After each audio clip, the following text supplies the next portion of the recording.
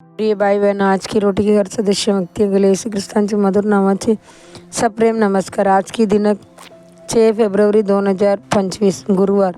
विचारा आणि तुम्हाला दिले जाईल, शोधा आणि तुम्हाला सापडेल, दार ठोठवा आणि ते तुमच्या उघडले जाईल। मत्ती 7 अध्याय 7 वचन। विचारा आणि विचारणे हे आपले कर्तव्य आहे। जरी वेळ लागला तरी आपण परमेश्वराकडून नक्कीच उत्तर प्राप्त करू। आपला दयाळू आणि करुणामय देव प्रत्येक प्रार्थना ऐकतो आणि आपल्या कृपेप्रमाणे प्रत्युत्तर देतो। बऱ्याच लोकांचे काय मदत असते, तो जाणतो की आपल्याला काय हवे आहे, मग त्याने आपल्याला तसेच हा देऊ नये।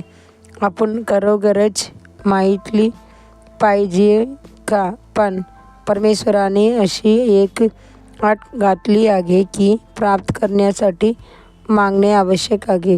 रडणाऱ्या बाळाचा विचार करा। जेव्हा आई आपल्या बाळाच्या रडण्याची आवाज ऐकते, तेव्हा तिला समजते की त्याला दूध हवे आहे।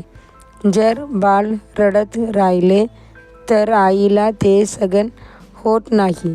त्याचप्रमाणे परमेश्वर आपल्या अश्रूंनी हलतो। तो त्यांच्याकडे दुर्लक्ष करत नाही किंवा पाठ फिरवत नाही। बायबल आपल्याला खात्री देते की जो कोणी मागतो त्याला मिळते, अगदी जसे म्हटले जाते की रडणाऱ्या बाळाला दूध मिळते। परमेश्वराने वचन दिले आहे, तुम्ही माझ्या नावाने काहीही मागितले तर ते मी करीन। योहान 14 अध्याय 14 वचन।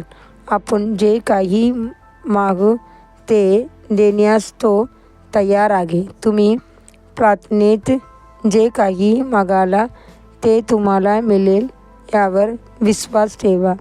सुलेमानाने परमेश्वराला बुद्धी मागितली जेणेकरून तो परमेश्वराच्या विशाल लोकसमूहावर योग्य न्याय करू शकेल आणि त्यांची समस्या सोडवू शकेल। दुसरे राजावे 3 अध्याय 9 वचन।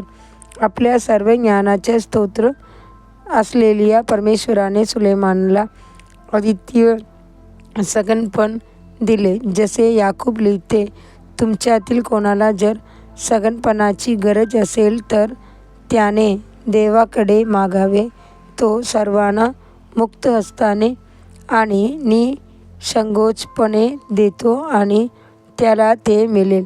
याकूब 1 अध्याय 5 वचन।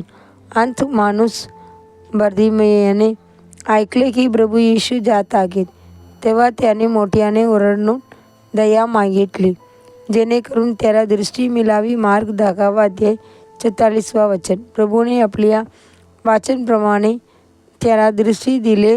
त्याचप्रमाणे जेव्हा 10 कोटी रोग्यांनी येशू आमच्यावर दया कर अशी प्रार्थना केली, तेव्हा प्रभूने त्यांना कोटामधून पूर्णपणे बरे केले। देवाची प्रिय संतानो, तुम्हाला पवित्र आत्मा हवे आहे का? तुम्हाला आत्म्याची वरदान हवी आहेत काय? तुम्हाला आत्म्याची फळे हवी आहेत काय? परमेश्वराकडे मागा आणि तो नक्कीच तुम्हाला देईल। अधिक जाणपण करण्यासाठी वचन।